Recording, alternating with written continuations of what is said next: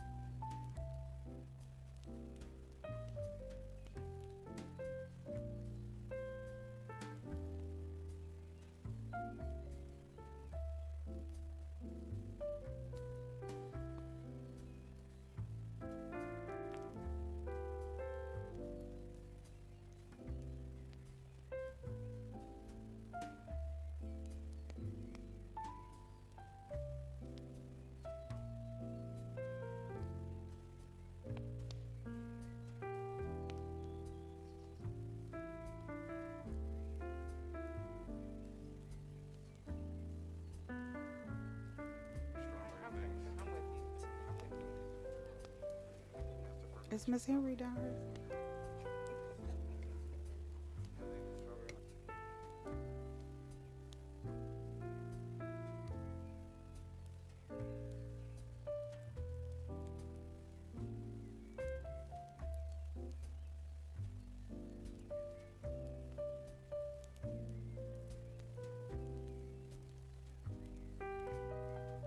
I'm sorry, Miss Henry. I didn't see you over there. Miss Henry? Mr. Hikes, Ms. Weiss, Ms. Hubbard, Ms. Fowl, Ms. Jones. Here. Mr. Davis. Present. Ms. Cousins. Yes. We have a quorum. Can we all stand for the Pledge of Allegiance?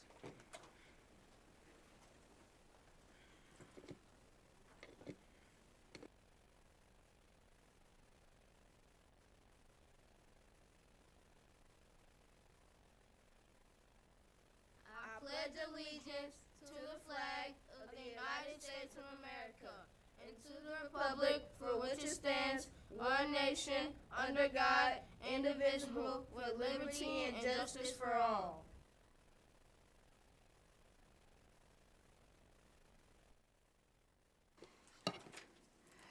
I would like to apologize for our tardiness. We were actually doing a lot of work up there. With that said, I'm going to ask for looking like quarterly financial report, so I think this will be the fearless Chief Banks.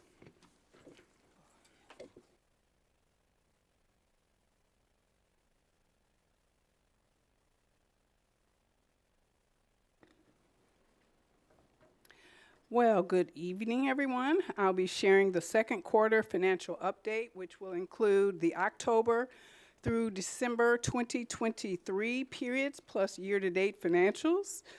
This is a little bit later than we usually be sharing these results, so we hope to get back on schedule.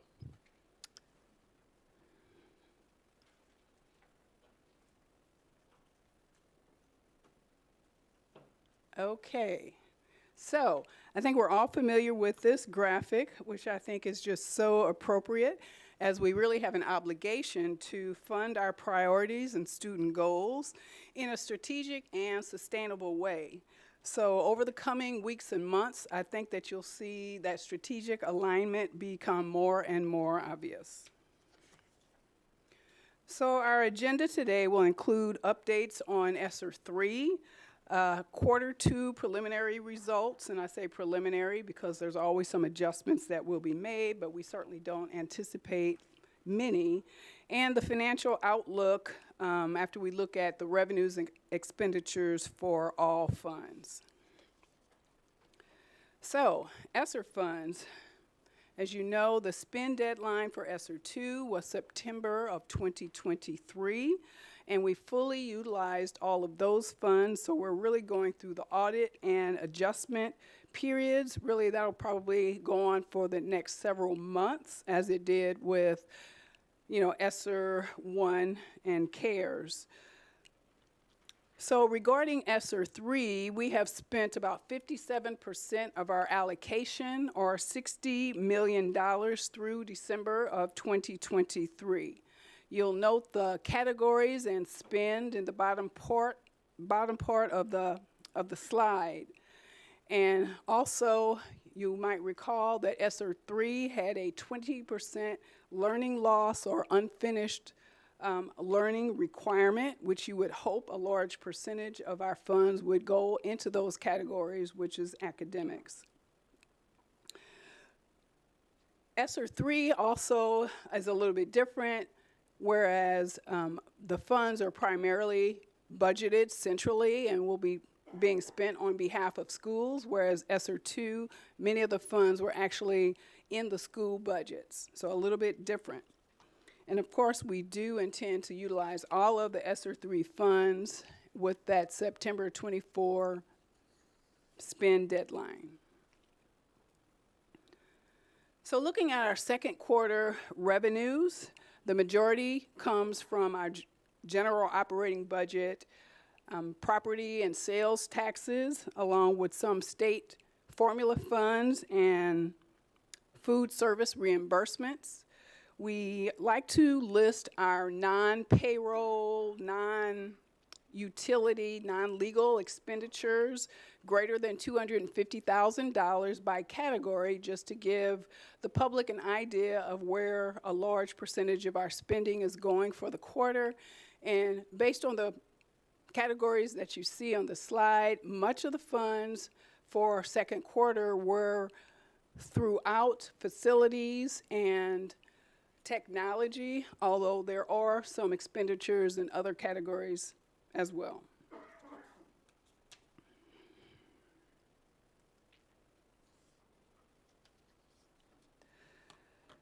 Our second quarter revenues.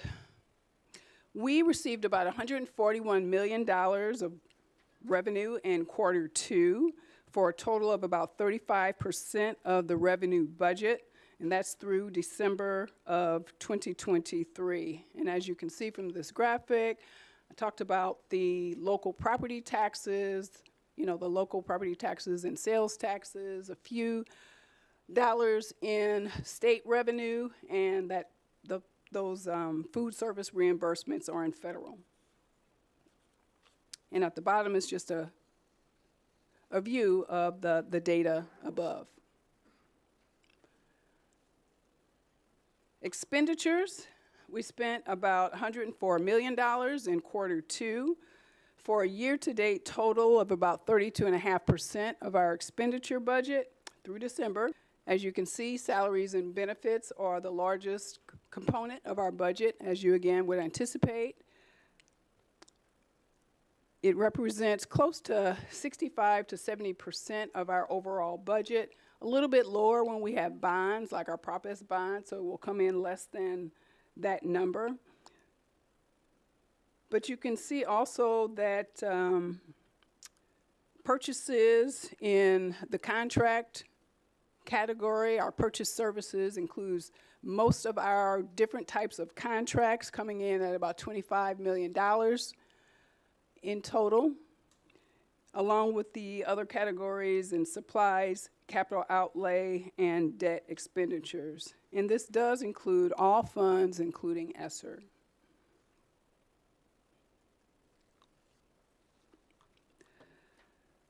So the outlook.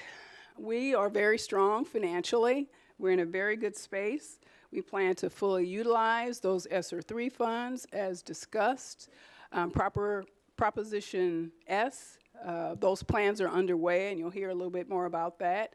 And we certainly anticipate those are going to heat up as we get closer to the summer months. Our unrestricted fund balance for last year, we anticipate that to be about 46%. And as you know, our audit is still incomplete. Typically, that is done complete in December. We're running behind. We certainly hope that we can be on the agenda for the March board meeting, so for the auditors to present the results and to seek approval. But future concerns, funding cliffs. We know that this is the last year of our ESSER funds.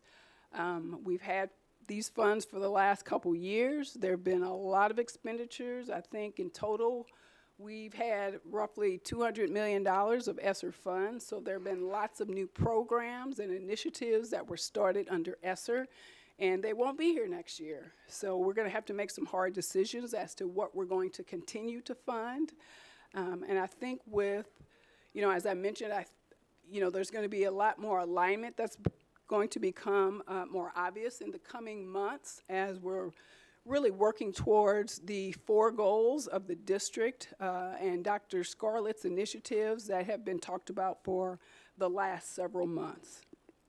Of course, with our state aid, we know that we're not receiving much in state aid before, so I don't consider that as much of an issue from a cliff standpoint, but $10 million, we don't know exactly how long those funds will, how much we're going to receive. There's been lots of things done over the last couple years that have really propped up those state aid funds, and I anticipate that they are going to decline quite a bit in the next couple years. So we know that legislation is always a headwind that we're battling, and open enrollment is something that we've been talking about for a couple years, and some of those same issues will continue to come back year after year. And I guess finally, we've been talking about making sure that we are strategically making financial decisions, and this falls right in line with the funding cliffs and realignment and budgeting our student goals and initiatives that are consistent with what the board has approved. So that concludes my presentation, and I'll address any questions you might have. Thank you, Chief Banks. It's I just wanted, off the top of my head, so programs that we've funded with ESSER money regarding the fiscal cliff. Off the top of my head, I'm thinking Learn and Earn. We just did summer school again, which was an increase over the increase with ESSER money. Aftercare, the programs paying staff to provide aftercare. We did the school supplies. So there's things we've done on a couple of big ticket items. Is there anything else that you can think of that I'm missing off the top of your head? Yeah, well, I mean, there's certainly quite a few things when you think, $200 million. But fortunately, we're not in as poor a position as many large districts are that funded a lot of staff on ESSER. We really did not take that route. We do have about $30 million in retention incentives, but I think you hit a lot of the big ones. We did have quite a few expenditures for textbook adoptions, so we'll really have to look at, the plan for that going forward. And these are some of the conversations that we're having internally as we're trying to develop the 25 budget, and really what is the board's appetite for any type of, I guess, annual deficit spending, as there are a lot of requests that are coming in that some hard decisions have to be made. Thanks. Any other questions for Chief Banks? Thank you, Chief Banks.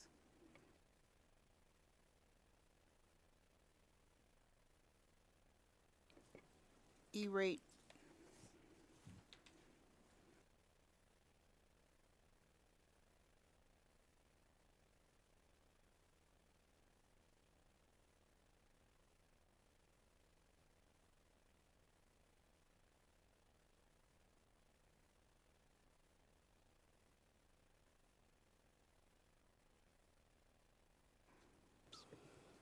Good evening, board members, Dr. Scarlett, and the SLPS community. Tonight, I'm going to give an update on a program called the E-rate program, which in the beginning slides, I'm going to give just a brief definition of what the program is, and then I'll review the submissions that are up for the upcoming funding year, and then wrap up the presentation with the historical funding from this year, previous year to the 2019. All right. So the definition, the federal program titled E-rate was created in 1996 and is controlled by the Federal Communications Commission, the FCC, also known as the USAC program. It is designed to pay for services like the internet and network building, locations, and also for maintenance and wiring for the network. The funding is based on the free and reduced count students of the district, since we are a community eligible district, which means our funding is at the highest level, which is 90% in Tier 1. In Category 2, we are at 85%. We will discuss the differences between the two categories in later slides. As a priority, since we are 90%, we are funded first and the remaining funded go to the lower percentages of the other schools.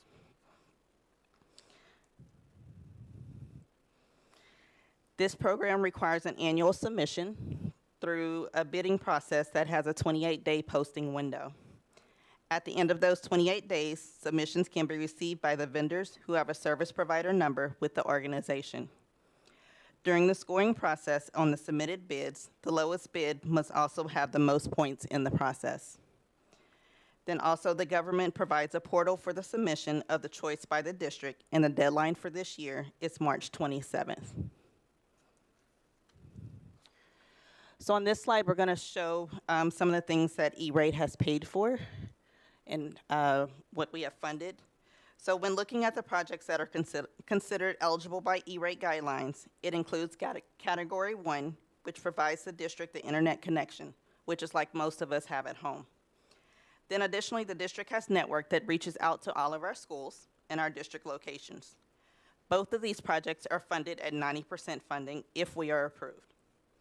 Category 2 supplies funding for districts to maintain the network once it is installed, and also provides dollars for wiring, which consists of both voice and data. It also repairs of the existing connections if something was to break or something like that. This is eligible at an 85% reimbursement to the district. Category 2 is based on $50 per year, and it's in a 5-year span. If we use all of our money in the first year, then we have no more money available for the remaining years. The district for this upcoming year, we've used all of our funds in Category 2 money, but it's also very important that we continue to bid through the E-rate process to maintain our involvement in the E-rate program. That's just in case any additional funding comes available, we're still eligible to receive that. In previous years, landlines, cell phones were also funded, but that is no longer funded by E-rate. This year, we've also provided the board resolutions for this year's submissions and are provided for approval prior to the March 27th deadline. Oops. All right, so some of the past projects are up on the screen. You can see all the projects that we've utilized E-rate for, ranging from the original installation of the network, replacement of hardware, installation of the Wi-Fi originally, and replacement throughout the years.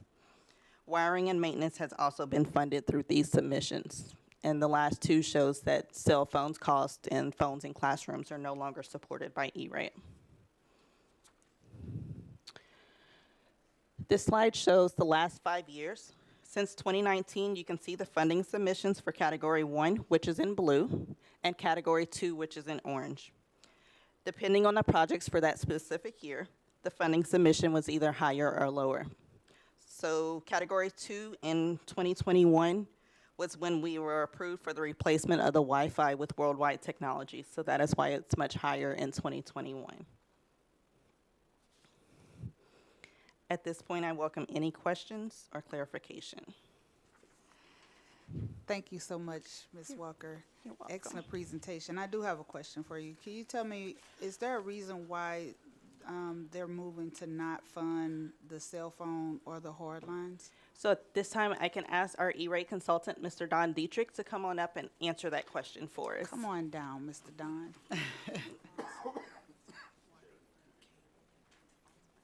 So I get to answer the fun questions. So the reason is that the E-rate fund is an annual fixed amount of money that comes from all of your phone bills. Mm-hmm. And it became obvious after several years of the program in the mid-2000s, they would continuously run out of money. So rather than, they were looking for ways to cut back on what was eligible. And the decision was made at the federal level to stop funding voice communications because the original intent of the program was internet and data. So they cut out voice lines and cell phones at that time. So that, I think that supports why they will continue the cabling for it, but not the actual phone lines. It's confusing. The cabling for, technically the cabling strictly to a phone is not eligible. The cabling to, a lot of phones right now are on the other side of a computer. Okay, So that's eligible. okay. Is there any other questions?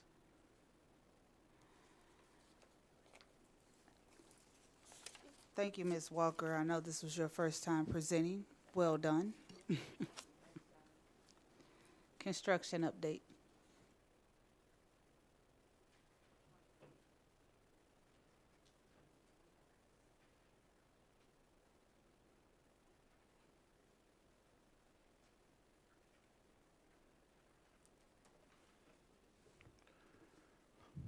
Good evening to the board, Dr. Scarlett, and the listening audience.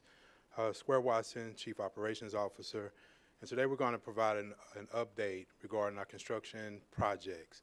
It's inclusive of what you just heard from Chief Banks, where we're going to talk about some of the ESSER funding, ESSER dollars, some of the Prop S dollars that we're looking to spend currently and what we're looking to do in the future. In addition, you'll hear from our partners, Amoresco and Train, to kind of get a brief introduction regarding some of the initiatives and some of the work that we're looking to do in the future to really kind of be in compliance with our energy ordinance and other future projects throughout the district. So before we begin, and the majority of the presentation will also be provided by Navigate with Mr. Jaquez, Ms. Vaughn, Mr. Bexy-Mueller with Navigate. So before we get into the meat of the presentation, you all have a packet at your disposal. So just kind of want to give a brief overview of the information that you have within your packet. So on the right-hand side, just more or less see an executive summary. On the left-hand side, you'll see two documents. One of the first documents is 11 by 17, and then you'll also see some landscape portrait size documents that include just a lot of data points. The objective for this is, number one, just for us to be transparent in regards to the data and the information that we've collected thus far. So oftentimes you hear that we talk around this FCAP, this Facilities Capital Action Plan. That FCAP more or less is what we generally refer to in-house as deferred maintenance costs. So with the long presentation that you have, the long document, the Excel document, one of the items that I like to kind of bring your attention to are those headers. So what you'll see across the headers are just some, really just naming some of the projects. So you'll see, for example, in one of the columns, it has fire alarms, then the next exterior door replacements, and the list kind of goes on. And in parentheses, under those particular projects, it lists whether it's safety, enhancement, and or envelope. So generally the priorities for construction and just a lot of the work that we do centers around safety and health first, anything envelope or infrastructure, and any enhancements. Safety generally consists of any door alarms, environmental air quality. Envelope addresses windows, roofing, tuck pointing, and some of the enhancements or some of the things that our classrooms and our classes should offer, such as painting, lighting, whiteboards, upgrades to our auditoriums and restrooms. Then I'll take you down to the bottom of that, the bottom right of the document, where you see the bottom, the number that we generally have for this estimate. So we've estimated roughly $169 million of just work for, that's just work that we've identified based on all of those criteria that was just kind of named at the top of that particular spreadsheet. In addition to that, what other projects that we're looking to actually enhance some of our facilities are including some of our restrooms, and that is not inclusive of what you will hear later on from our energy performance contractors, Amoresco and Train. But the idea behind this document, number one, again, to be transparent, is just to kind of give an idea and to show what we actually have and what we've estimated in regard to some of the projects. And again, following the structure in terms of how we prioritize the projects. When you break those priorities down for safety and security, you'll see roughly that totals up to $16 million. For the envelope, over $40 million, and enhancements over $68 million. The second document, the second sheet that's provided to you, and again, that's the more of the two-pager that you see attached, kind of lists some more data points. Those data points give you the square footage of our buildings, the square foot per student, the capacity. The capacity information was provided from not only our FCAP, but the MGC study that was conducted in 2011, and the utilization. The utilization number is calculated by taking the capacity divided by the enrollment. And then you also see the total, which was reflected on the first page, and also the deferred maintenance costs. And again, this is just showing the data. These are some of the data points that as we kind of move forward, and the idea with this particular documents that you've been provided is for us to be engaged with the board. And as we kind of dig more into our future engagements with the board, we'll start asking some of those real hard questions around how do we prioritize a lot of the work in the district. Again, we've just kind of outlined how we generally look at the work around here, with the safety and envelope being the focal point. But as we get our buildings up to par, we'll be looking at doing some more and better enhancements to our facilities. So just to kind of give you a segue into, as we kind of give the presentation to a start. And with that, I'll turn it over to Mr. Jaquez and the Navigate team to begin the presentation.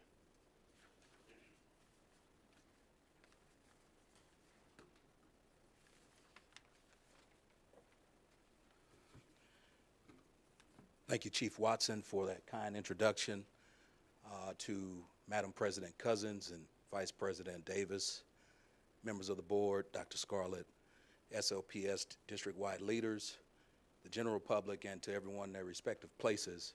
My name is Chaz Jaquez. I'm with Navigate Building Solutions.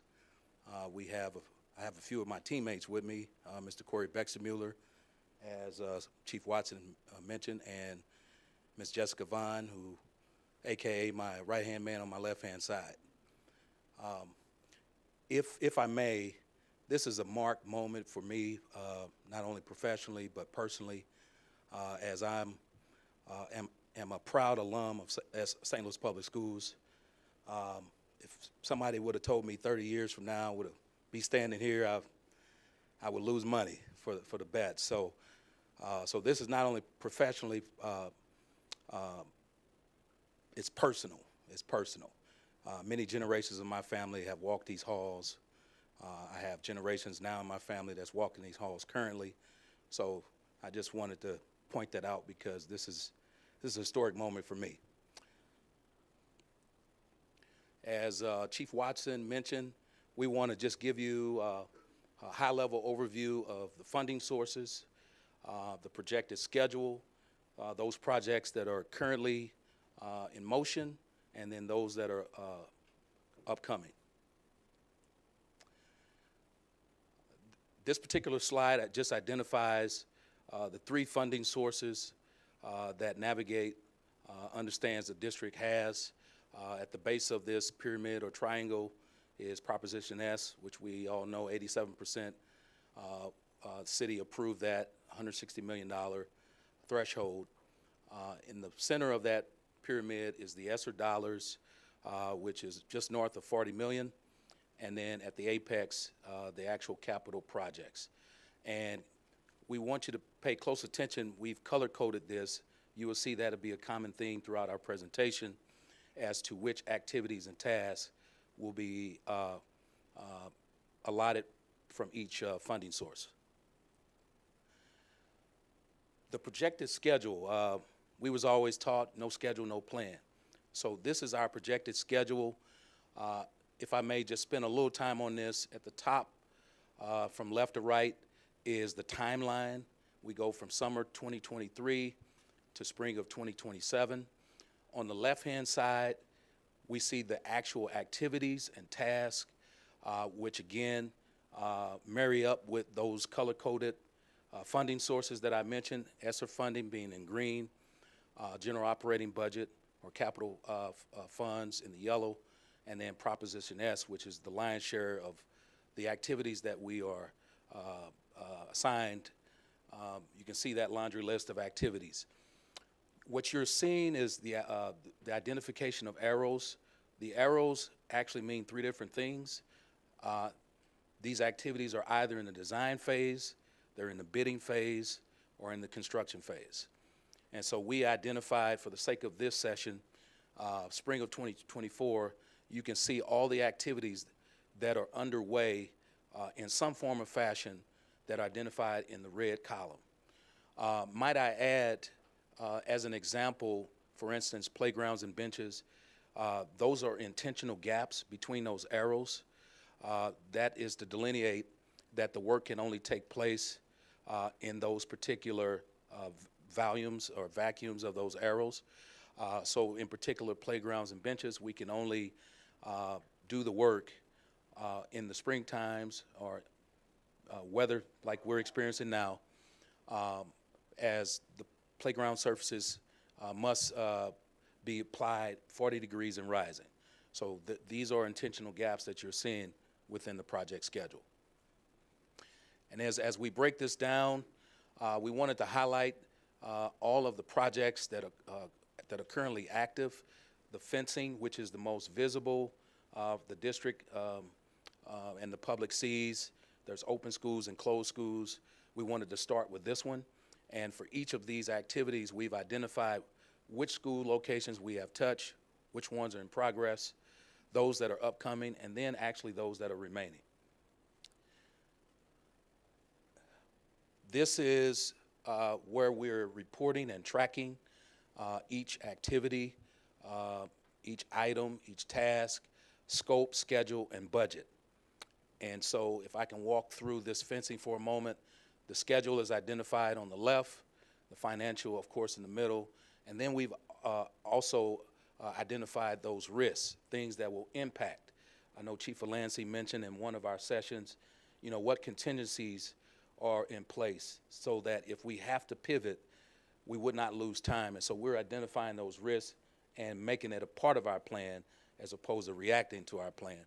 And so you all can identify those open schools and closed schools that are in progress, those that are within the 4-week look ahead, and then financially identifying the contract amounts that this board has approved at some point, and then those contingency dollars that have spent against the contract, proposed changes, and then again those color-coded funding sources.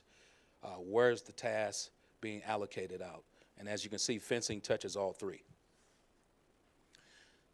They say a picture is worth 1,000 words. Here's some before and after photos of one of the closed schools, Elliott, and one of the open schools, Gilkey, Pomosia at Cole. Cole, I've heard all the different descriptions. We know them all, Gilkey, Pomosia, Bertha Gilkey, et cetera. So you can see the before and after photos. Next, we have drinking fountains, same thing, which is ones are completed, in progress, upcoming, and remaining. Here is where we're reporting and tracking, as I showed you a bit ago with the fencing. And then here are some photos that speak to the work before and after in the different facilities that we've touched to date. Same thing with flooring, those that are completed, upcoming, and remaining. Whether it be stair treads, whether it be carpet replacement, or vinyl composition tile, better known as VCT replacement, as well as the hardwood floors to be refinished. Here's our reporting and tracking for flooring, and here's the pictures that speak to the work. Common theme again with our painting, those that have been completed, upcoming, and remaining. Here is our tracker for that. As you can see, that the painting is coming out of Proposition S, which aligns with the color code that we showed on the pyramid. And then here are Dewey IS and Peabody, as well as Stevens. Playgrounds, as I mentioned earlier, the work has been on hold, but some work we were able to complete before the inclement weather on our playground resurfacing and our replacements. Here in a few weeks, we're going to resume that work, along with starting remove and replacement of the benches. Again, our tracker coming out of Proposition S, and here are some, yet again, some pictures that speaks to the work. This one in particular is near and dear to my heart. Jessica and I had the privilege of meeting Dr. Scarlett first day of school at Nottingham. We passed out goodie bags to 80 of the scholars, and as you can see, I'm wearing a lanyard from Nottingham. We have low-key adopted that school as our favorite, so don't tell anybody, it's Oprah secret. Jessica and I, even after we renovated, oversaw the renovation of the culinary classrooms. Principal Long invited us to partake in the bake sale. We went to the bake sale, and if you haven't tried the brownies, I highly recommend it. So Nottingham's complete, so is Clyde C. Miller and the replacements. And then the upcoming this summer is to touch the Soldan kitchen and replace the equipment there. Here is our tracker. One thing I want to highlight in the financial column, I just mentioned that the work has been completed, but it shows, I believe, 84%. My eyes ain't the best anymore, but I believe that says 84%. It doesn't show 100% because we have not received the closeout documentation, the warranties, the guarantees, and that is our mechanism as an owner's representative for this district to make sure you're receiving best value from start to finish. So although the work is done and it's the classroom is being been turned over, we still need to dot I's and cross T's. And here's some pictures of Clyde C. Miller as well as Nottingham. Lastly, our upcoming projects. We just let a summer package for the north facilities earlier in February. We're rebidding the south. The intent is to have 1 GC per cluster. These are the general improvements that you can see on this slide that will be touched this summer. 30 buildings in the north, 29 in the south. Here's the individual packages that are bought out by Omnia, which is purchased through a cooperative, the roofing and tuck pointing. And then our design teams are currently designing, and I believe next month we will be issuing for bid to the open market for the restroom renovations. And then auditoriums and signage and the facilities master plan shall follow. Dr. Scarlett has mentioned to us over and over again the importance of knowing where we are and knowing where we're headed. So one of the things that that the design team is doing is putting together a facility condition assessment to grade and scale the facilities and the campuses of SLPS and rank them poor, fair, and good. And this is just a snapshot, an example of the deliverable that Cordigan Clark is going to deliver and provide to the district so that the board and leaders can make sound and informed decisions. We've marked some key milestone dates that are near and dear to the board. This being February 27th. We intend to give another update May 28th, which happens to be my birthday, and the first day that construction will be underway for the summer. And September 24th and December date to be determined. These dates, I believe, align with these working sessions that the board have scheduled for this year. This concludes the navigate portion of the presentation. Before I turn it over to our energy performance contractors, are there any questions?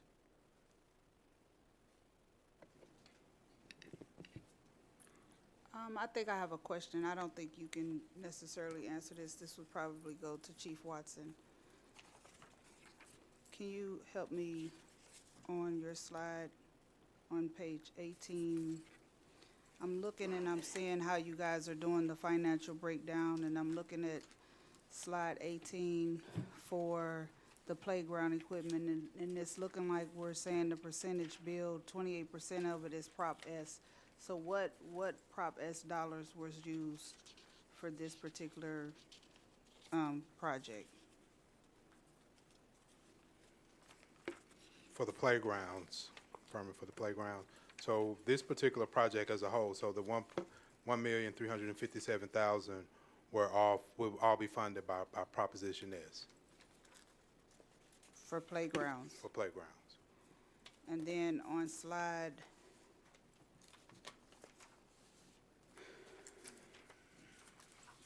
I'm sorry, on slide 6, it looks like you have a mix of funding sources, GOB, capital ESSERS, and Prop S for fencing. I thought that the fencing was just supposed to be GOB and ESSER, not Prop S dollars. That is correct. So that is a clarification and a correction on this particular sheet. It should only be GOB funds, and the other was grant, from a grant, through a grant, the ARPA grant. Okay, and on slide 4, I'm looking and I'm seeing that we have CVPA renovation, Gateway STEM renovation, and soda and kitchen. Is that another error? Because I don't think Prop S funds those were used, those should have been other funding sources that was used for renovation. Is that safe to say?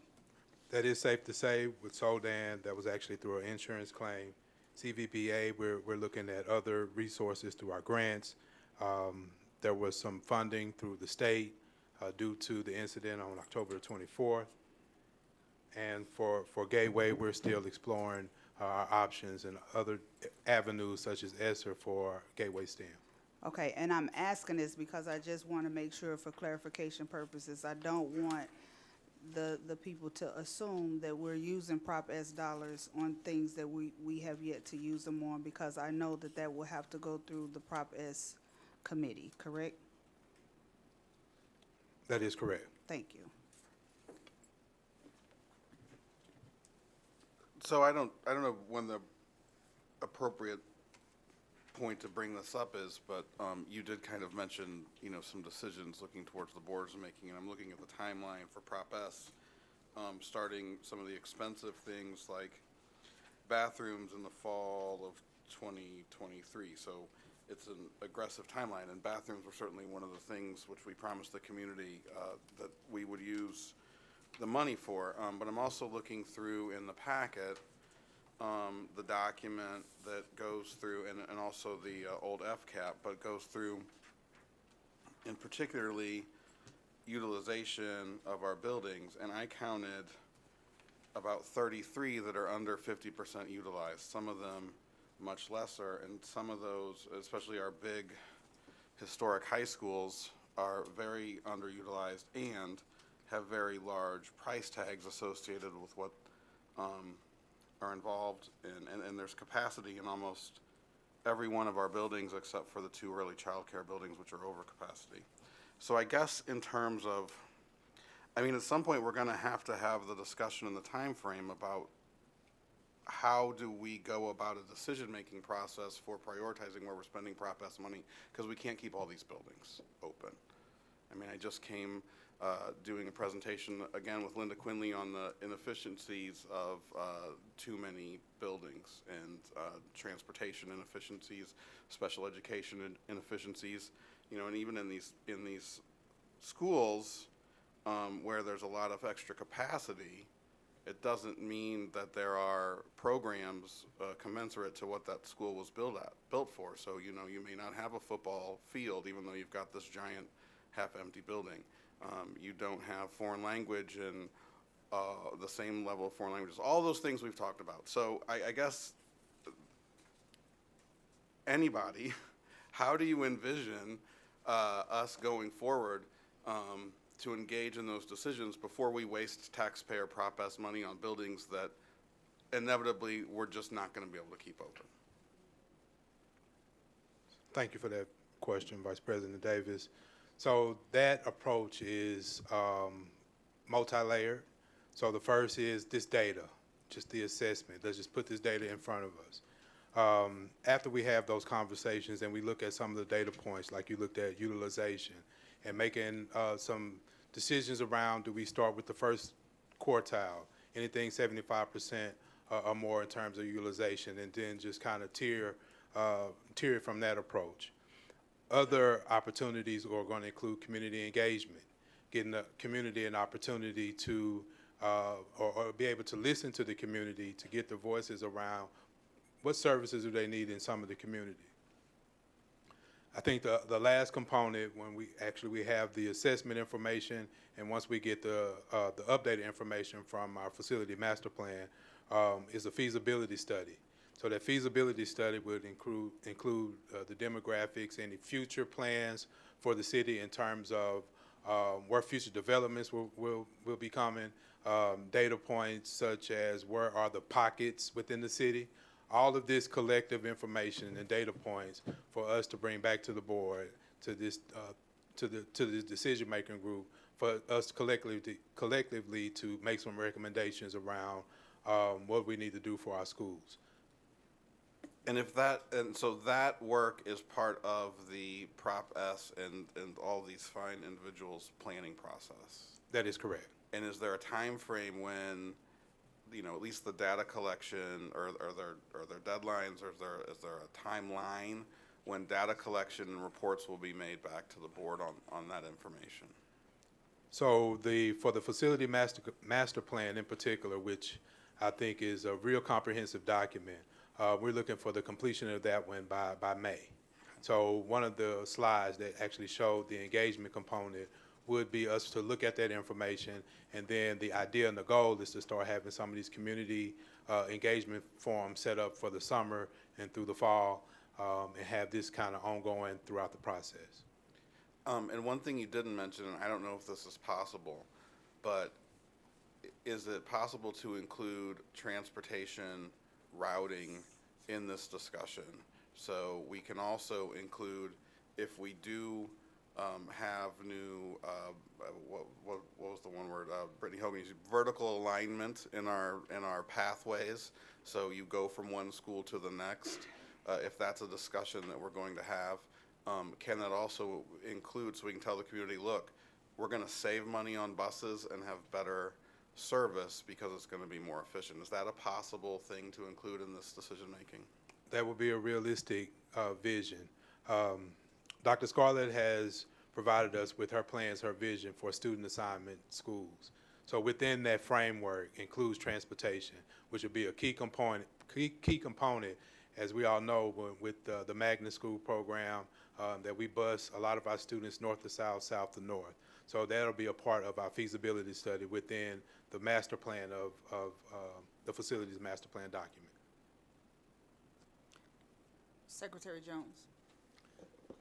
I'd like to ask a question about your playgrounds and how you determined what the designs were going to be, and if the students had any type of voice in what they wanted in a playground. Because I've always had a concern, you know, having been a past parent of SLPS, that our playgrounds were full of lots of asphalt, and I was looking forward to the new look to have an educational component where there was lots of greenery and other activities that the students could participate in. I'm just trying to figure out how you guys are gonna get the students' voice, because I've heard a lot of the kids talk about what they wanted on the playground, and they were worried as whether or not the new fence was gonna be it. And I know you said that's not all that's gonna happen, but. So that particular process, when it came to the playgrounds, what we did was we met with all of the school leaders. There are some schools, and I want to say that there are three, Walbridge, Madison, and Sticks. Walbridge and Madison in particular do not have any playgrounds. So we met with the school leaders, and we actually had the students to kind of give us their feedback and have them vote on the type of playground that they want on their campus. So that was the initial for those three newer playgrounds. The other playgrounds that you see and the costs are really more or less repairs. A lot of the playgrounds that throughout the district were actually either installed under the first bond issue. So the wear and tear, the rubber, the play surface has really deteriorated and has become a safety concern. So we're addressing those first, and then the hope is that we come back with around two to actually add some more. And green space is definitely one of those areas as we're continuing to meet with community partners and partners in general and MSD, just to kind of get some more, not only information, but funding so that we can add more green space to our elementary schools, so that our students and our scholars can have the opportunity to play and not necessarily have to play on a playground hard surface. So those are things that we're actually doing in the works and in the making. Other partners that we're actually exploring through, forget Ms. Leanne White's title, but through the Healthy Initiative. So all of those things we actually are exploring, but our first attempt was to actually fix what we currently had, because we actually had quite a few of our playgrounds. I would probably say anywhere between 60 to 70% of our playgrounds that were just in poor condition that we needed to kind of upgrade and make some repairs for. Okay, will these pictures be on the SLP website? Yes, this dashboard as a whole is on our website. There are some other data points on our website that kind of gives updates such as the schedule.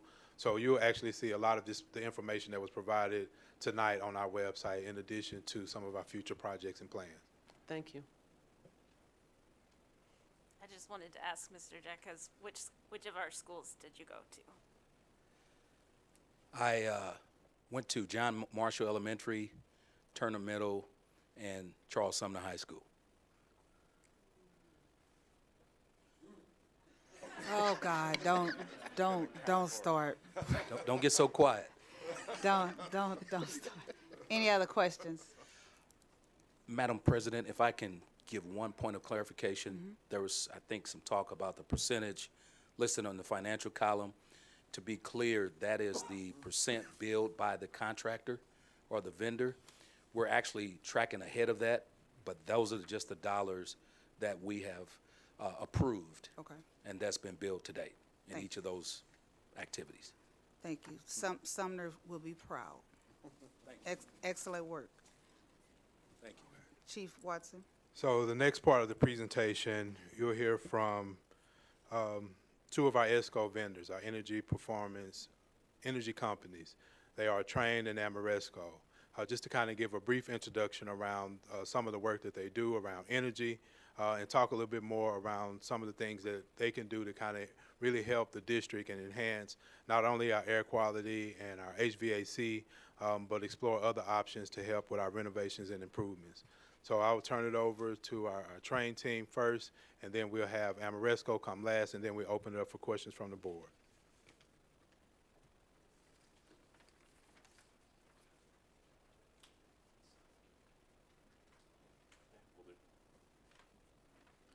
Good evening, everyone. President Cousins, Vice President Davis, Dr. Scarlett, distinguished board, thank you for the time this evening. My name is Jim Johnston. I'm with Train Technologies based here in St. Louis, Missouri.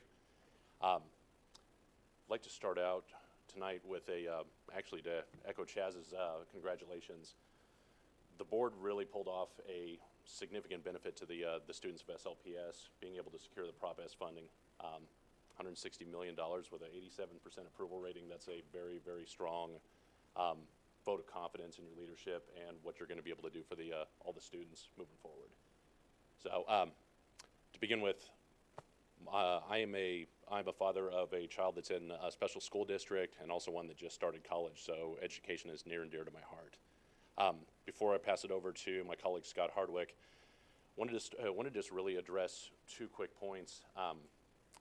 First and foremost, this could not have come at a better time for energy performance contracting and being able to upgrade your existing facilities.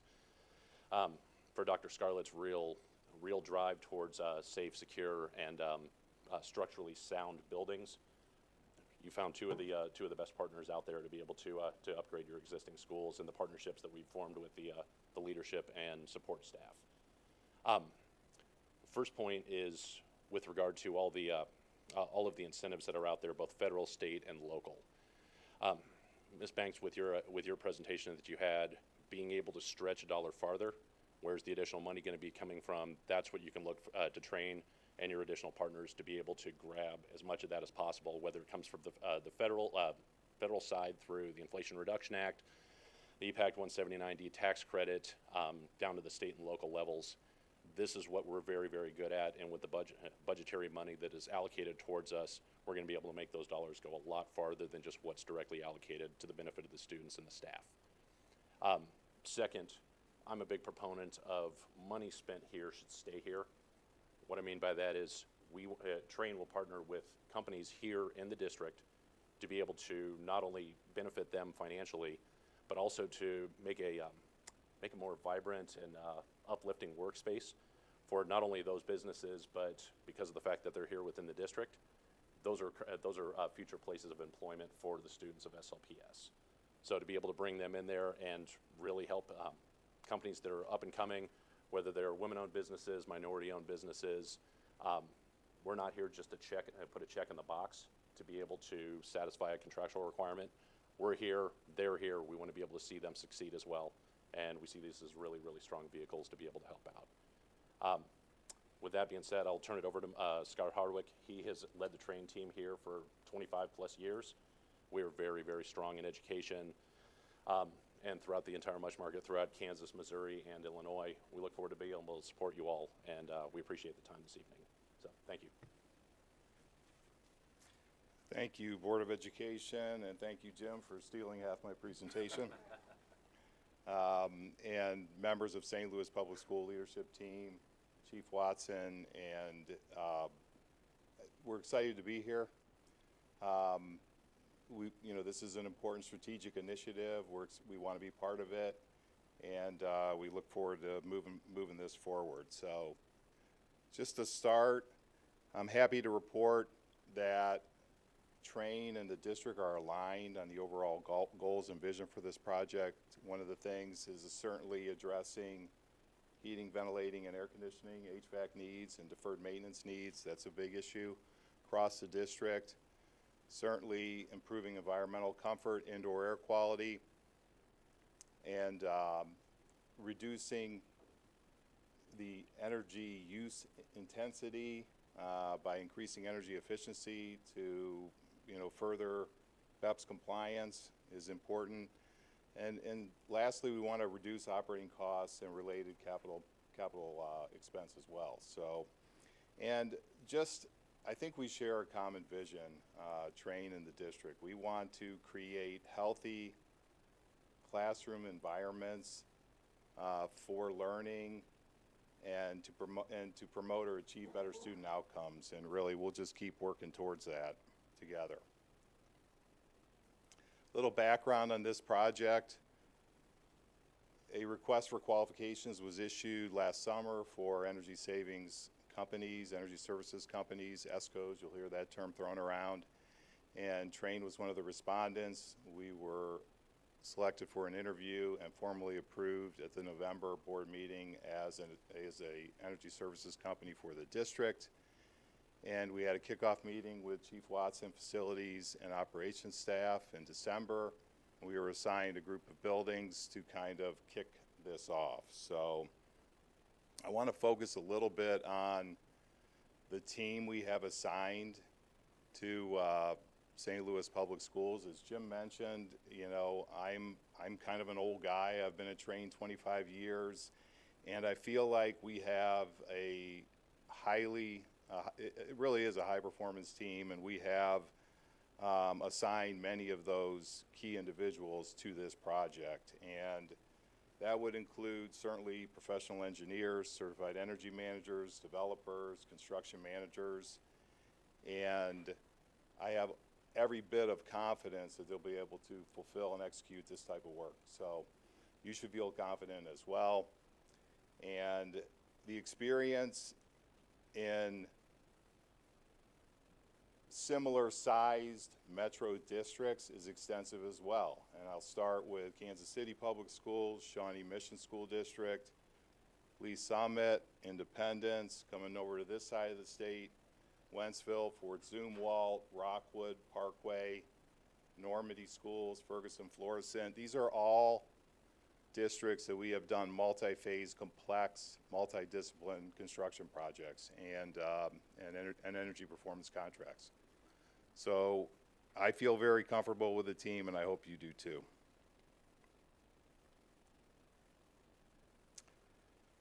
So this is an eye chart. I can't read it. Maybe you guys can read it better in your packets, but we kind of, we took these 15 buildings and we did site surveys, energy audits, facility assessments, and we really developed an outline scope of work on a preliminary basis to allow us to come up with an estimated contract value. That's the way we approach this project, and I'll get into that. I'll touch on that a little bit later, but in terms of the scope that we identified, certainly lighting and electrical improvements, building envelope, weatherization, door and window upgrades,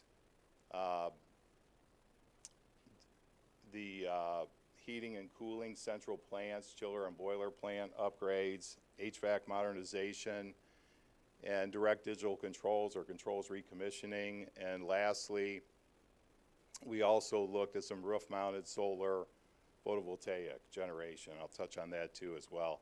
That's important because some of the buildings that we saw, we're going to have to increase ventilation rates. There's an energy penalty to do that, but in order to meet indoor air quality codes, we're going to have to increase ventilation rates, and the solar renewable will help offset that. So I know ROI and return on investment is important to the district, and I heard it at the last board meeting, and certainly we anticipate 20 to 30% energy savings guarantee from this work, and that would not include the solar PV generation as well. So significant return on investment. Beyond that, some of the items that Jim mentioned, you know, we'll be your workhorse. We'll do all the back end, the back house work to calculate the utility incentives from Ameren Biz Savers, Inspire Natural Gas Company, do all the calculations, technical documentations, and submit on your behalf so you can maximize your eligible utility incentives.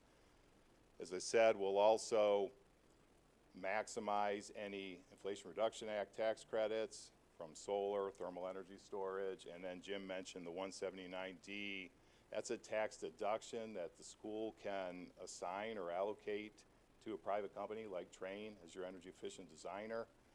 And we have a program where we'll do that and file it in our taxes and then rebate back to St. Louis Public Schools the cash value portion of that deduction. So, and then lastly, I'm hoping Mrs. Banks will like this. Trane Financial Services, you know, we have a big company and a lot of working capital that we need to put to work.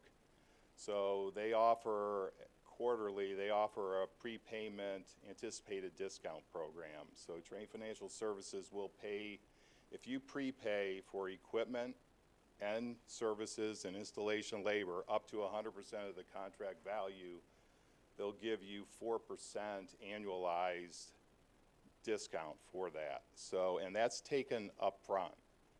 So say you have a $10 million contract, and again, it's 4% annualized, but there's costs hitting that project, so it has to be the cash flow has to be figured out. But say you have a $300,000 discount, you pay us $9.7 million, we'll put the working cash to use, and you get $10 million worth of benefit and value to the district.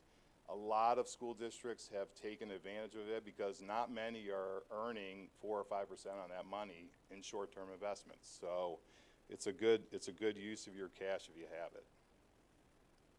And that cash could be finance proceeds, bond sale proceeds, ESSER, you name it. And again, to Jim's point, our goal is to amplify your funding, stretch your money, and get more benefit for the students and staff of St. Louis Public Schools. So let's talk a little bit about the contract structure and timeline that we're proposing.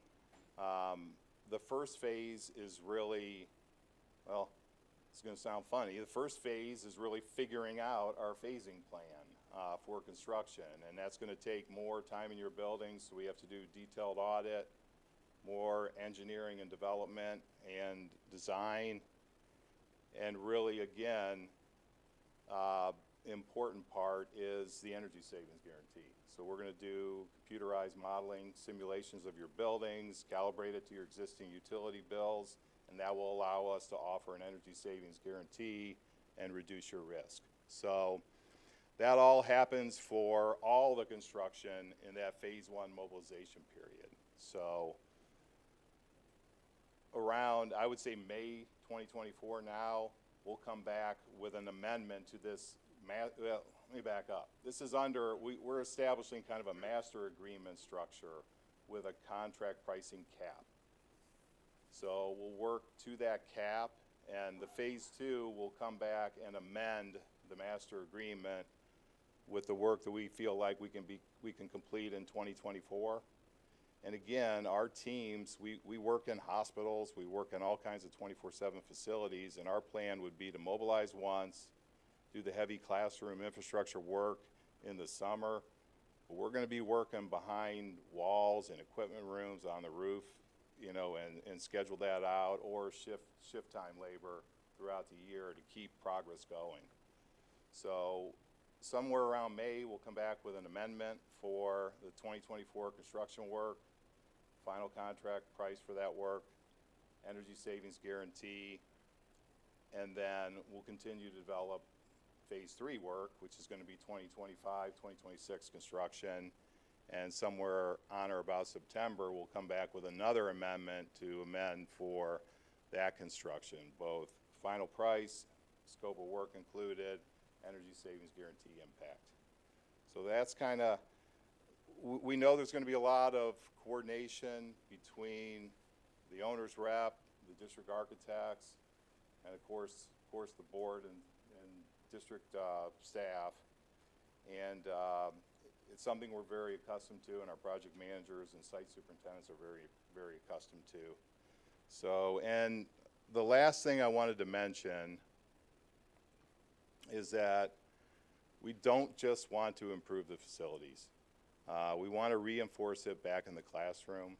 And in the Midwest, we have an educational program team. These are certified teachers, science teachers, and certified trainers. And we have programs from grade 4 up through, really up through secondary and post-secondary.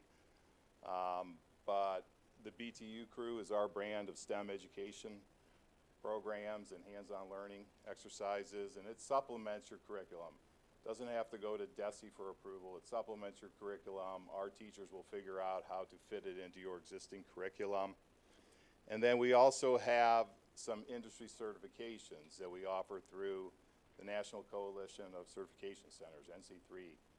And I know workforce readiness and career education is a big initiative for the district.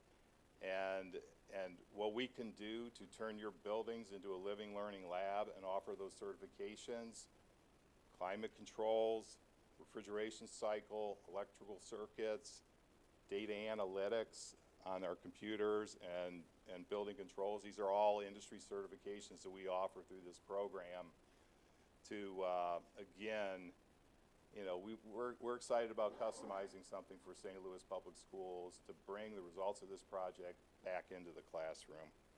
So that's all I had. I had 10 minutes. Jim took 5. So if there's any questions, I'll be happy to address them. Otherwise, I'll turn it over to the next speaker. Secretary Jones. Thank you so much for that program. Yes. I'm so Thank you. excited. I really am. Yeah, thank you. Certification for our students, that's exactly what we need of vendors like you. And I really appreciate the offering. Thank you so much. You bet. Thank you, ma'am. Board Member Hikes.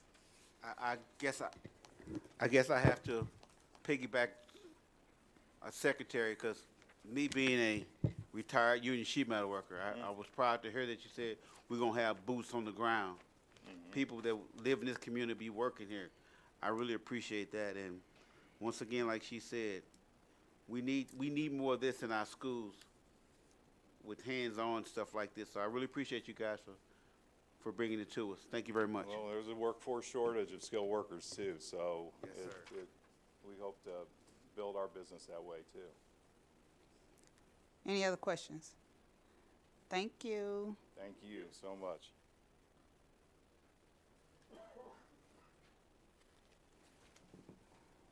Amoresco.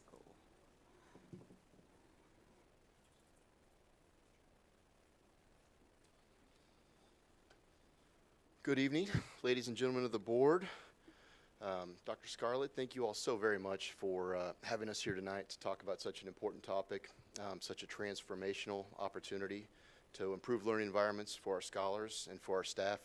I'm married to a 6th grade math teacher, so I understand classroom dynamics very well. And let me just commend you on taking this initiative to make these changes. I also want to thank both Train and Navigate. It's wonderful to have other partners involved that are so committed to this overall endeavor. You guys did great on your presentations. Thank you for being here tonight as well. I know it's been a long night and been sitting through a lot of discussions about buildings and things that are not always the most exciting.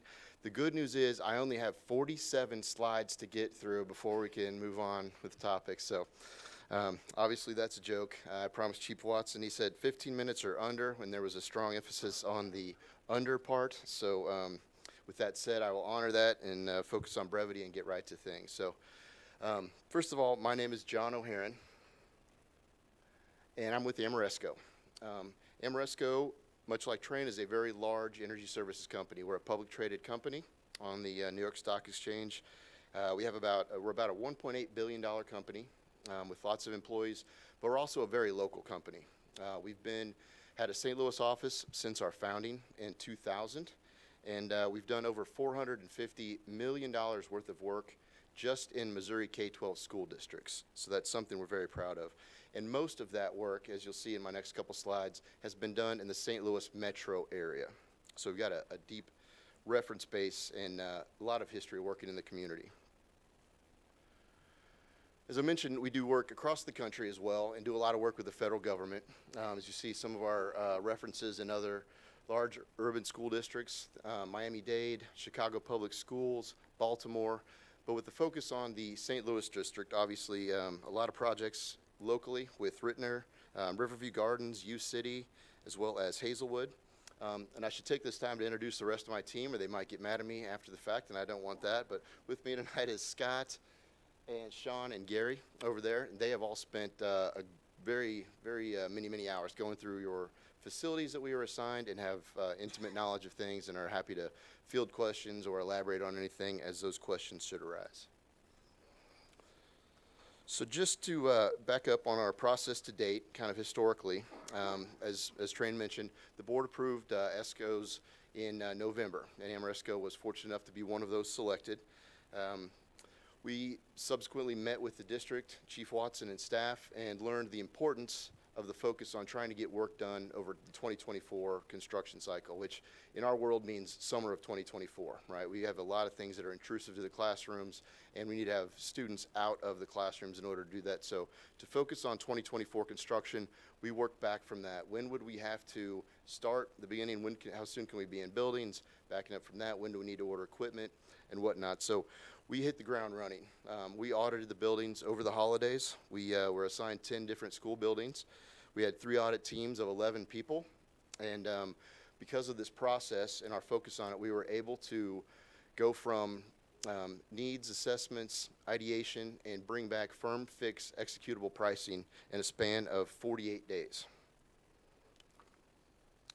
And we're dedicated to the communities we serve. As I mentioned, some of our focus on the St. Louis area districts. Obviously, a couple things I want to mention about these slides is the MBE percentages. As you'll see, Hazelwood, 38%, U-City, 34%, Riverview Gardens, 31%. This is just in our core DNA. Inclusion in these projects is not a goal. It's literally just what we do. It's the right thing to do, and it's what we do on these projects. It's interesting to note that the MBE percentages on these projects, when we started construction with all 3 of them, there was no defined stated MBE goal for the project. This is just what we came up with to get them where we needed to be. And the other point I'd like to make is that these are all multi-phase projects. 14 phases at Hazelwood, 18 at U-City, 10 at Riverview. I think we're on 7 or 8 at Rittner right now, and we're developing more scope for Hazelwood. And we're very proud of that multi-phase approach because it shows 2 things. One, there's proof in the concept. The districts are pleased that they entered into performance contracts. They see the benefit of them. They see that this is a good vehicle for executing work. And 2, it means that we're doing a good job. We're honoring our promises, and we are well received within the district. They look to us as a trusted partner and not as just a vendor. I'm not going to hit hard on the energy performance contracting legislation or the process, but as the district knows, this is governed by a Missouri statute, RSMO 8231, and it's been around since '97, I believe.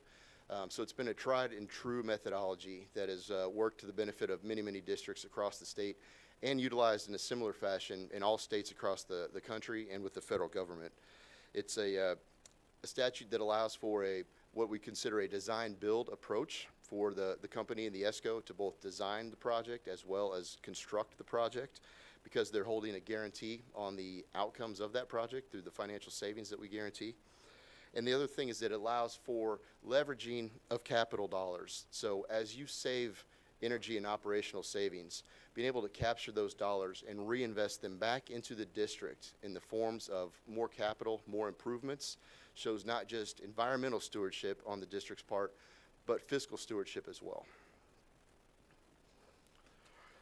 And why the statute utilizes design build, and why every statute across the United States and various states calls for design build, is because, one, it allows for a very fast construction element while still maintaining the transparency of that process, and two, there's an enormous risk transfer that happens between the energy services company versus the district, right? We're talking about construction. There are always problems. I'm sure the board knows this well. And when we're talking about construction in unforeseen conditions and renovation environments, there's even more challenges. But by utilizing an ESCO, they are going to hold all of the issues that happen within that construction and take that off the plate of the district. So instead of having any issues from the engineer pointing to the contractor saying, hey, you built this not as my design parameters, or the contractor saying, no, I built what I built, but you guys didn't design it the right way, so we're not getting the outcomes, or finger pointing between trades, or schedule delays, or change orders, or cost overruns. All of those things happen, but through the performance contracting process, that is all on the responsibility of the ESCO to navigate those problems, to deal with them, and we are the one throat to choke for the district for all outcomes of the project. So I'm going to hand it over to Scott to talk about just a couple other potential elements that we'd like to think about for this overarching program, and we'll give it to Scott.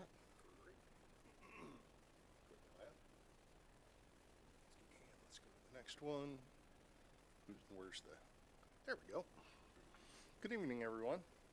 So as John mentioned earlier, you guys have the opportunity to leverage energy and operational savings to potentially fund a tech school. We hear rumors from several people that tech school is possibly on the horizon for St. Louis Public Schools. Basically, you dedicate your energy and operational savings to fund tax-exempt lease purchase or a certificate of participation to convert possibly a shuttered building into a tech or STEM school.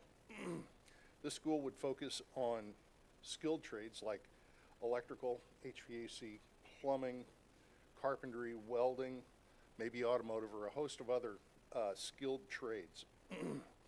As the students would graduate, they'd be afforded the opportunity to participate in an apprenticeship program with one of the local trade unions. Amoresco's already made contact with several of the unions, sheet metal workers included. Mr. Hodgson, we talked to him a month or so ago about it. And as you guys know, the skilled trades are all aging. They're clamoring for new apprentices, people to bring in to the skilled trades. And these kids can make it well in excess of $100,000 a year. Gives these kids just a great path forward for success. So they're all very interested in qualified candidates. So we're currently building a tech school very similar to what we're proposing here over in Indianapolis. The school's called Matchbook Learning over there. We were able to provide all of the programming, A&E services, and construction services, and we also arranged third-party financing for this project. In conjunction with that project, we applied for the Renew America's Schools Grant Program, and we were able to secure $5.1 million of additional funding just for Matchbook Learning over there. Makes up about 25% of the total funding stream for that project. Amoresco company-wide was actually very successful in grant applications with the federal government through the Renew America Grant Program, and we were awarded about 15.2% of the total of $178 million that's been awarded so far. So potentially, if you guys want to go down that path, you stand a pretty good chance of not only building a tech school, which is going to provide a great future for the kids of the district, but also help with some additional funding through grants, potentially. These are competitive, but we're happy to do all the grant applications for you. And as Train had mentioned, we've got a ton of rebates from Ameren, Spire, the 179D tax credits, IRA that's available to us. So it's just a great potential for the district itself. And at that point, I'm going to turn it back over to you. Last slide, I promise, John? very last slide of the evening. It became apparent to us many, many years ago, working with K-12 school districts, that these projects are, the one flaw of these projects from a community standpoint is that the work is being done in boiler rooms, right, and on roofs and in ceilings, areas that are typically not very visible to the general public.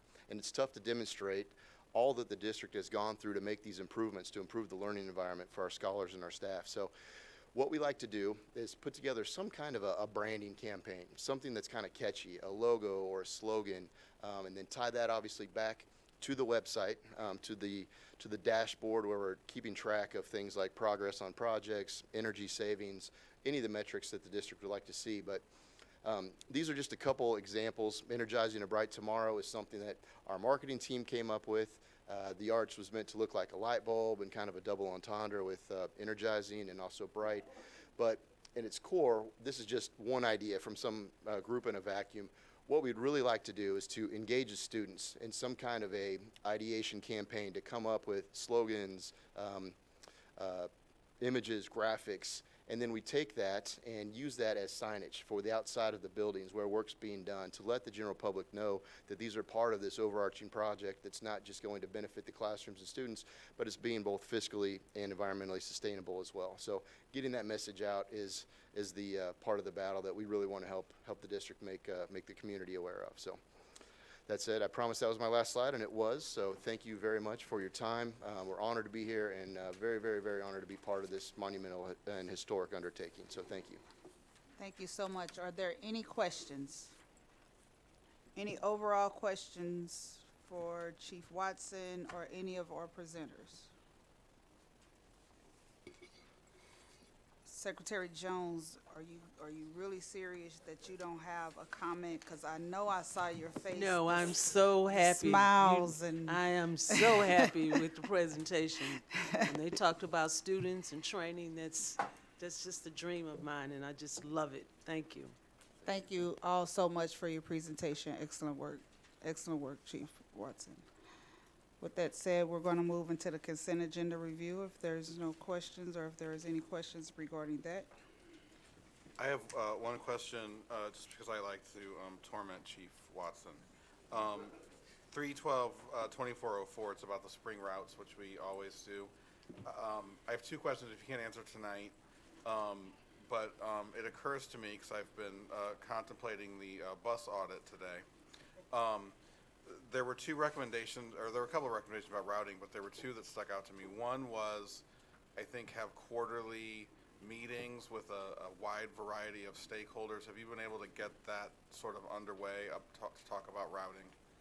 Yeah, so we meet with the Parent Action Committee, the PAC meeting. We actually were scheduled for a meeting on yesterday.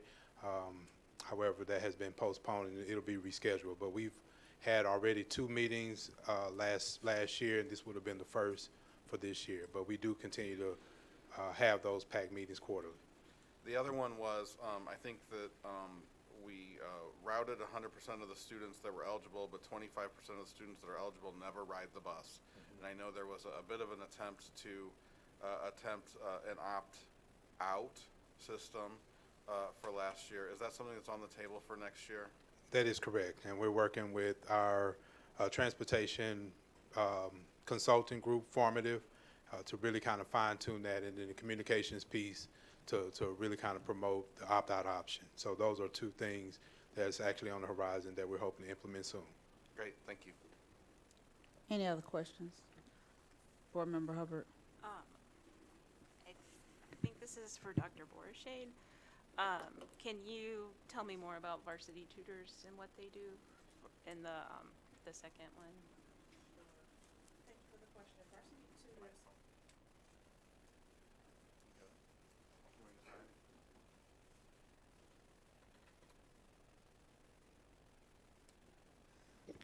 Thank you for the question. Varsity Tutors is an online tutoring group with high-yielding instructional strategies that will be zooming into the classrooms to provide tutoring for students.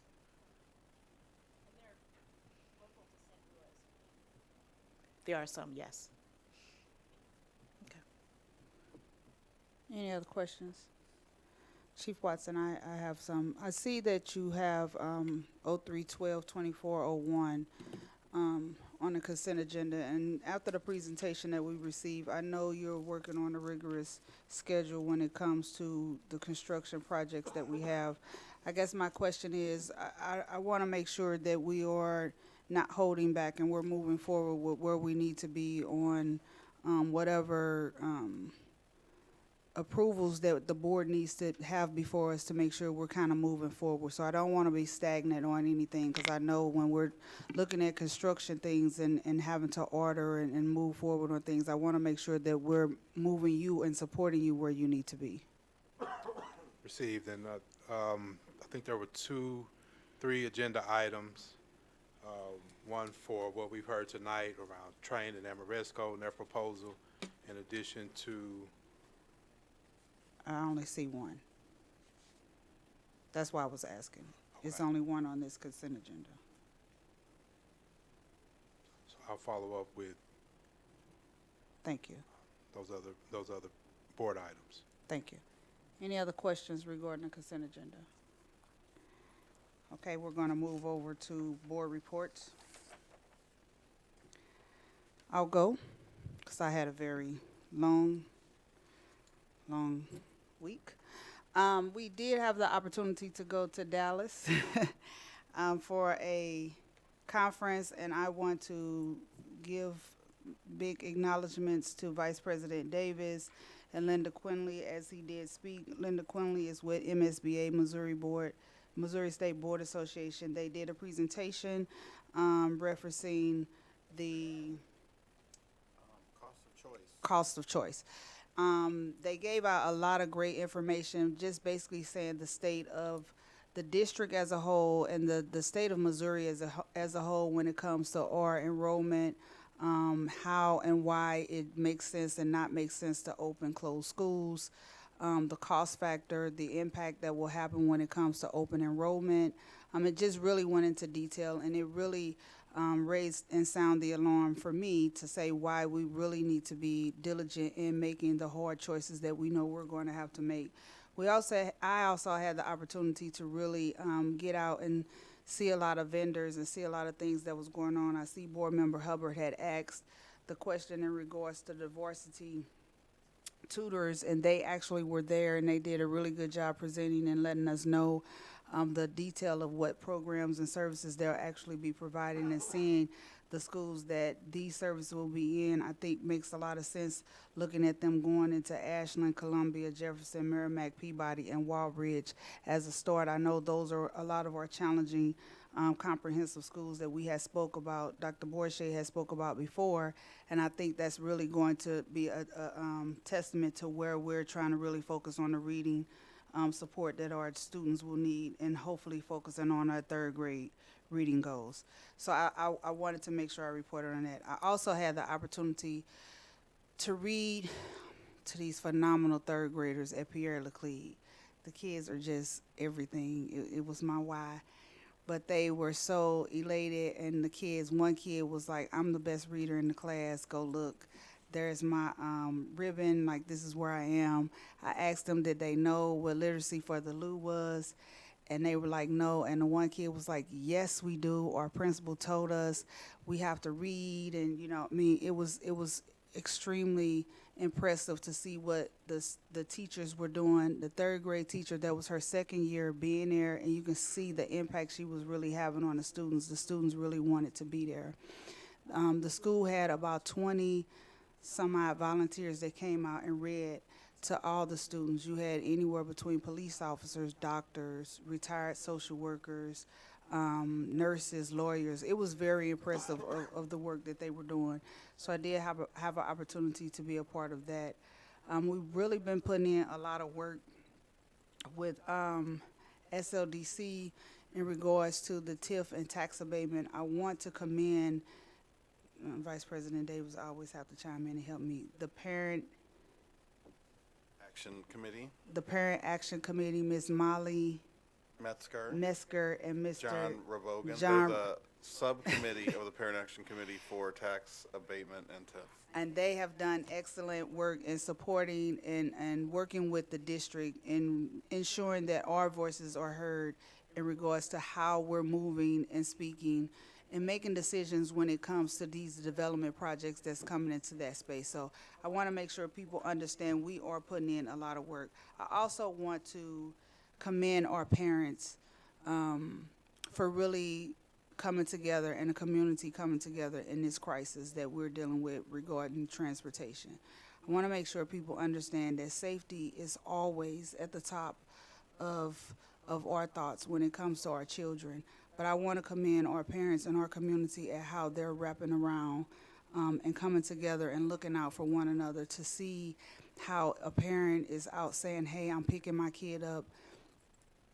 Who kids need a ride home, you know, we're going to work together. This is what community looks like. It's unfortunate that we have to go through what we're going through, but to see how we're all coming together as a community is remarkable, and we will get through this. So that is my board report. Is there any other reports?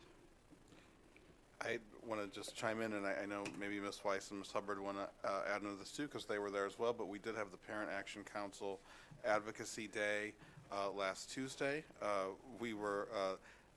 was another great group of parents on the bus. There were more students this year than I've ever seen. Somebody asked how many parents have been there the first year, second year, 3 years, and I think the majority of them have been there 3 years, and it just kind of took my breath away. And now they're coming back with their kids, and I had the chance to see some of the kids speaking to their legislators, and you know, the legislators were like butter. It was great.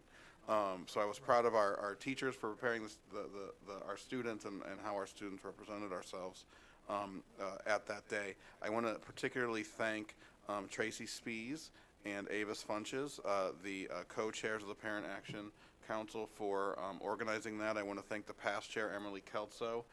She was there on fire, as always, and I was just kind of smiling at how adamant she was to get this started 3 years ago. And it's still continuing.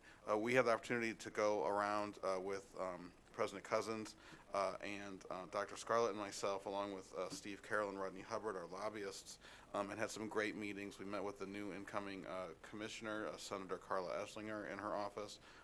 Wonderful conversation.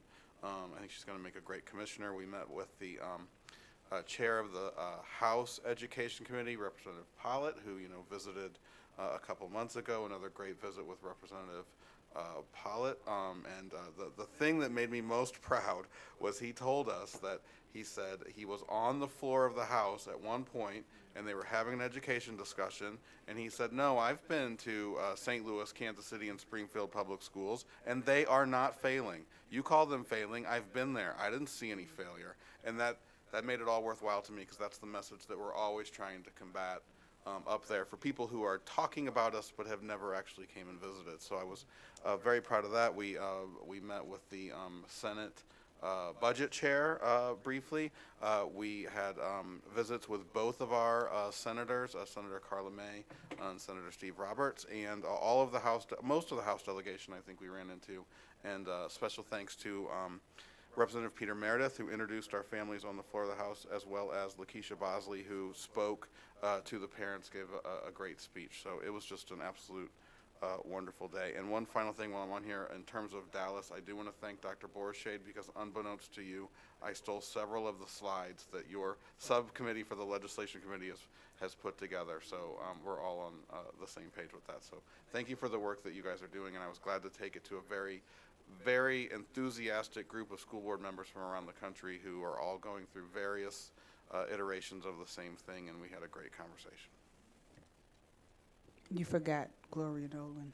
Oh my God. And and Gloria Nolan, who really the organizer in chief, and you know, I mean, at one point I kind of checked in with her. I'm like, you're not bugging me.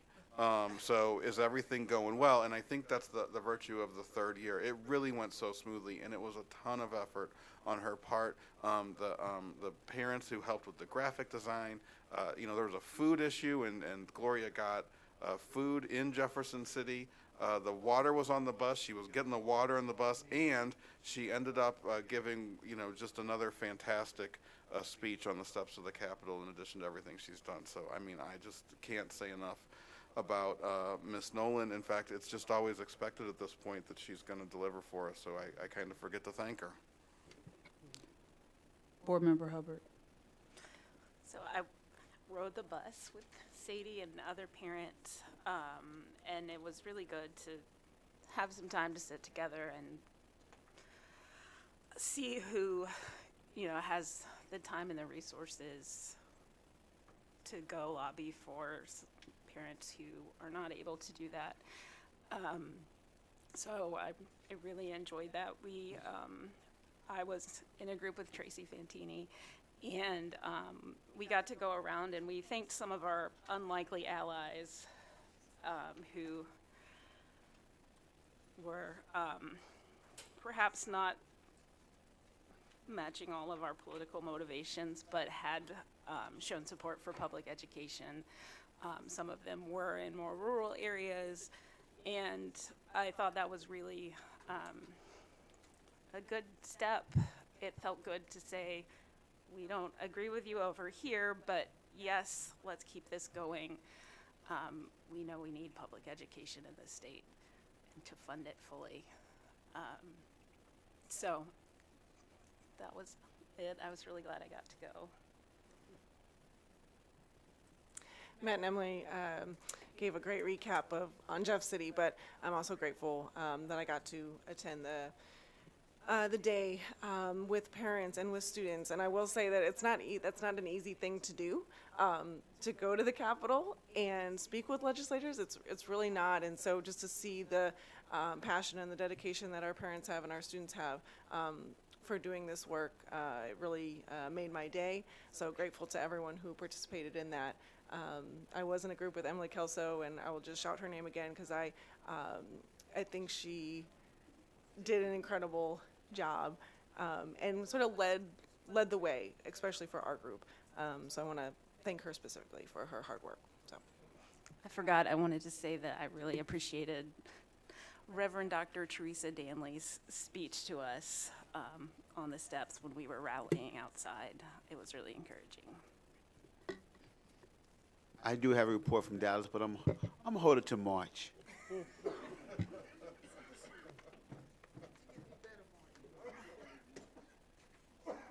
Board Member Jones. I just want to say thank you, board members, for all the hard work that you've put in, and everybody, and the superintendent as well. But I also went to Dallas, and one session in particular, and I'm going to be quick and short with this one, hit home and hit me in the heart because it talked about affordable housing for educators. And it talked about how school districts can become innovative, creative in helping to fund housing or create opportunities for our educators to have someplace nice to stay. So that was the one important thing that I learned, that's something that we as a district can work on because we have tons of property, and I think that it should be utilized for students as well as staff. So that was what I took away from it. Thank you. If there is no more reports, I need a motion. I move to adjourn. Second, Ms. Henry. Mr. Hikes? Ms. Weiss? Yes. Ms. Hubbard? Yes. Ms. Jones? Yes. Mr. Davis? Yes. Ms. Cousins? Yes. We are adjourned. Thank you.